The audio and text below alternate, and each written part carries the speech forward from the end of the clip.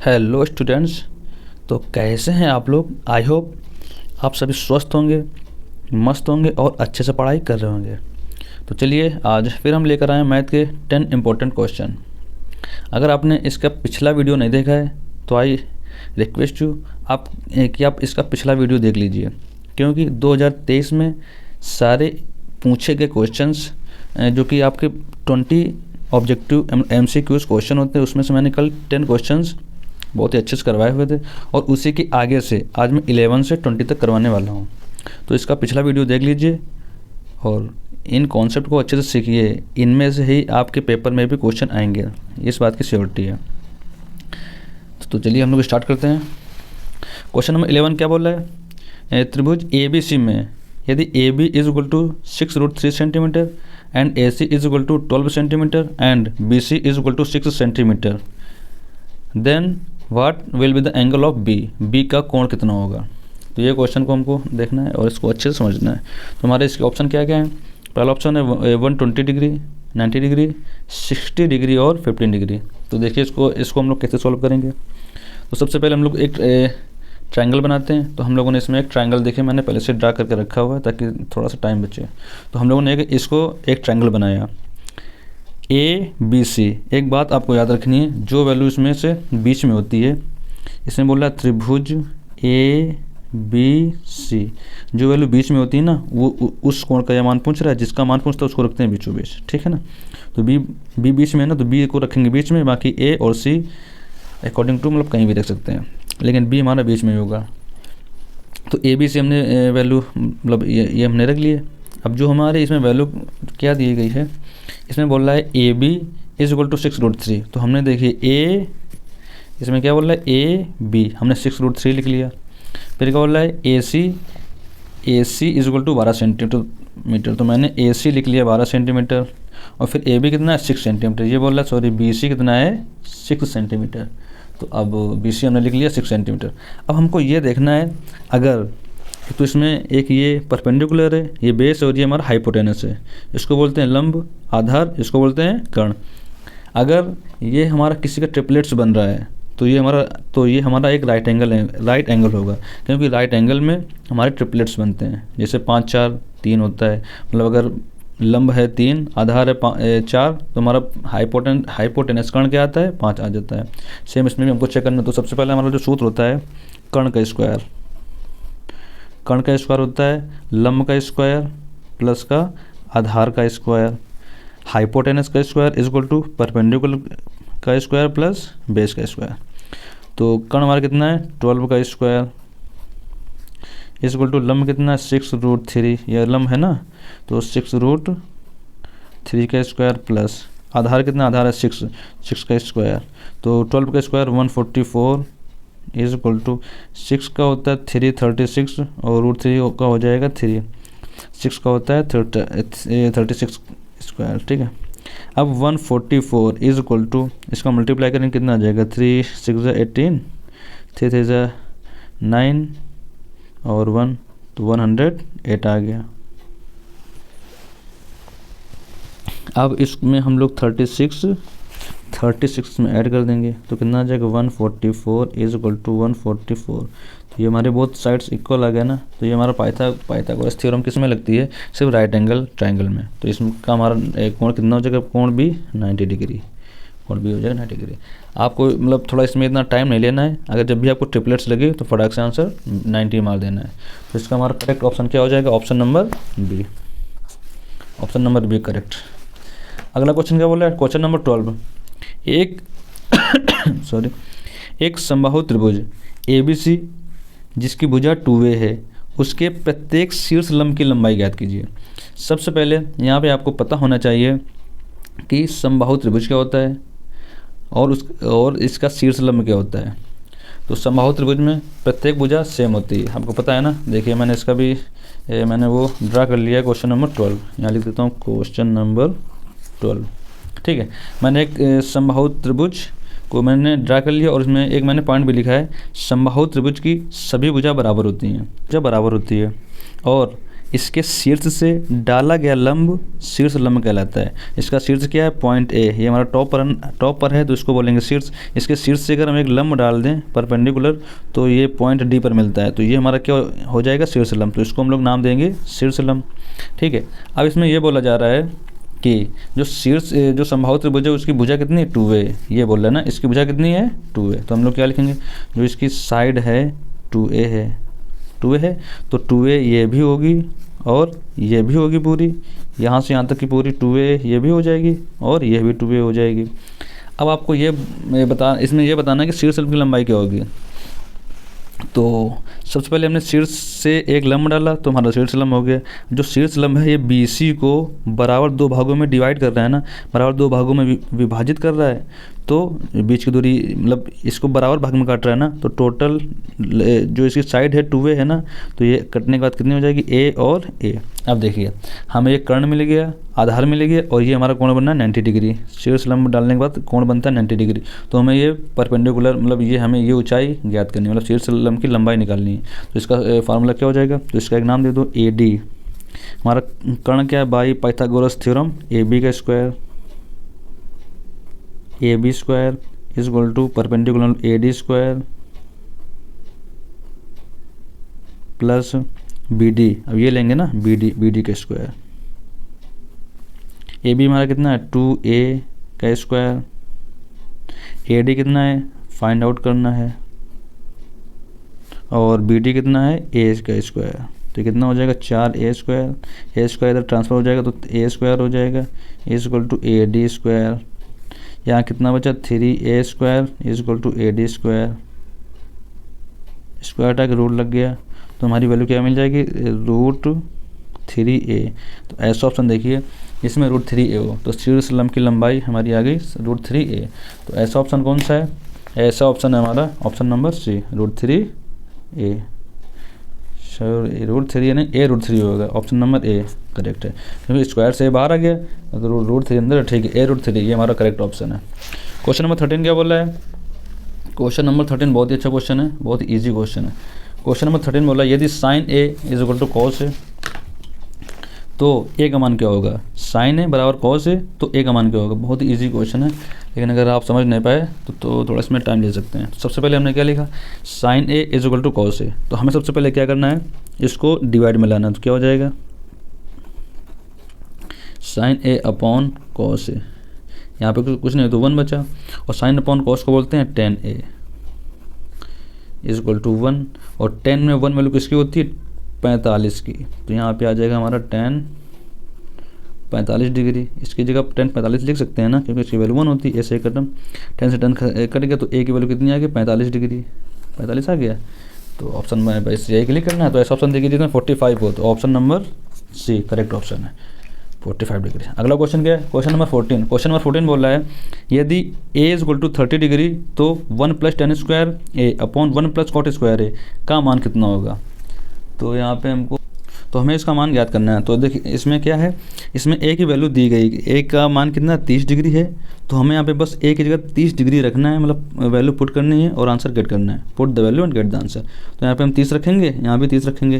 तो देखिए तो जब हमारे यहाँ इसमें angle A is equal to 30 degree given है, तो यहाँ पे हमको सिर्फ एंगल पुट करना है। तो 1 + tan स्क्वायर 30 कर दिया, अपॉन 1 + cot स्क्वायर 30 हो गया। अब हमें सिर्फ यहाँ पे वैल्यू रखनी है, तो क्या हो जाएगा, अब यहाँ पे आपको वैल्यू याद होनी चाहिए। तो 1 + tan 30 की वैल्यू कितनी होती है, 1/√3 होती है। स्क्वायर लगाया तो 1/3 हो जाएगा, डिवाइड 1 + cot 30 की वैल्यू होती है √3, तो इसका जब इसका स्क्वायर करेंगे तो केवल 3 हो जाएगा। इसका हम लोग इसको सोल्व करते हैं, इसका एलसीएम लेते हैं, 3 × 3 = 4। तो यहाँ पे कितना हो जाएगा, 4/3, ये मेन बटे 3 × 4, इसके नीचे 1 मान लो, अंदर बाहर मल्टीप्लाई कर दो, तो कितना हो जाएगा, 4 × 1, नीचे कितना है 3 × 4, 4 से 4 ख़त्म। तो ऑप्शन हमारा देखिए जिसमें 1/3 हो, ऑप्शन ऐसा देखिए जिसमें 1/3 हो। देखिए मतलब क्वेश्चन बहुत ही आसानी से हो जाते हैं, बस आपको सिर्फ अपने कॉन्सेप्ट को क्लियर करना है कि इसमें क्या करना है, कैसे सोचना है। कितने आराम से क्वेश्चन इसका सॉल्व हो गया, बहुत ही आराम से आंसर भी आता है। ऐसे ही आपके सारे ऑप्शन करेक्ट हो जाएंगे, तो ऑप्शन नंबर D हो जाएगा। देखिए सिर्फ इसमें मिल रहा है 1/3, ऑप्शन नंबर D। तो क्वेश्चन नंबर 15 क्या बोल रहा है? क्वेश्चन नंबर 15 बहुत ही इंपॉर्टेंट क्वेश्चन है, और इस टाइप के क्वेश्चन जब भी आते हैं ना एग्जाम में तो बच्चे कन्फ्यूज़ हो जाते हैं, वो डरने लगते हैं कि इसमें करें तो करें क्या। वो सारी बातें भूल चुके होते हैं कि हमारे सर ने कुछ पढ़ाया भी था। तो इस टाइप के क्वेश्चन में सबसे पहले आपको घबराना नहीं है, अच्छे से सोचना कि इसमें हम क्या कर सकते हैं। कुछ नहीं भाई करना, जो समय करना होता है। यदि एक गोले की त्रिज्या को दोगुना कर दिया जाए तो उसके पृष्ठीय क्षेत्रफल में होने वाली परसेंटेज इंक्रीमेंट क्या हो जाएगा, मतलब प्रतिशत वृद्धि बतानी है। तो कुछ नहीं करना, देखिए सबसे पहले यहाँ पे आपको गोले का क्षेत्रफल पता होना चाहिए। गोला है ना, तो गोले का क्षेत्रफल कितना होता है 4 पाई। देखिए हमने यहाँ पे लिख रखा है, तो जो गोला होता है उसका होता है क्षेत्रफल 4 पाई आर स्क्वायर, ये तो हमने रख दिया। अब यहाँ पे गोले कितने हैं 2, तो त्रिज्या कितनी होंगी 2। जाहिर सी बात है 2 गोले तो त्रिज्या भी 2 R1 और R2 2 त्रिज्याएँ हो गई। और क्षेत्रफल कितने हैं 2 गोले 2 त्रिज्या, तो क्षेत्रफल भी होंगे 2। तो एक को मान लो A1, एक को मान लो A2। अब हमें इसमें सिर्फ इनके बीच में रिलेशन क्या होता है वो फाइंड आउट करना है। तो यहाँ पे हमारा जो सूत्र लगा A = 4 पाई आर स्क्वायर, ये तो हमारा कांस्टेंट है, तो हमारी A की वैल्यू किसके प्रोपोर्शनल आ रही है R के स्क्वायर। ठीक है, जब हमारे 2 गोले हैं, ठीक है, तो ये हो जाएगा 1, ये हो जाएगा 2, सॉरी ये भी 1 हो जाएगा गोला 1 के लिए। अब गोले 2 के लिए लगाएंगे तो यहाँ पे कितना हो जाएगा A2 proportional to R2 square. जब इसको इसमें डिवाइड करेंगे तो क्या बन जाएगा A1/A2 = R1/R2 का होल स्क्वायर। बस आपको ये एक रिलेशन याद रखना है, A1/A2 बराबर R1/R2 का होल स्क्वायर। ठीक है, अब A1 रहेगा, A2 ये है। अब क्या बोल रहा है, यदि एक गोले की त्रिज्या को दोगुना कर दिया जाए, मतलब जो R1 थी अगर वो R है, ठीक है, और R2 को 2R कर रहा है, मतलब कि जो पहली वाली त्रिज्या उसका दोगुना कर रहा है, तो बोल रहा है इसमें A1 A2 जो क्षेत्रफल होगा उसमें कितनी प्रतिशत की वृद्धि हो जाएगी। वृद्धि तो होएगी मान लो, क्योंकि ये डायरेक्ट प्रोपोर्शनल है। जो चीज़ डायरेक्ट प्रोपोर्शनल होती है, तो जो अगर इंक्रीमेंट सामने वाले में हो रहा है तो इंक्रीमेंट इसमें भी होगा।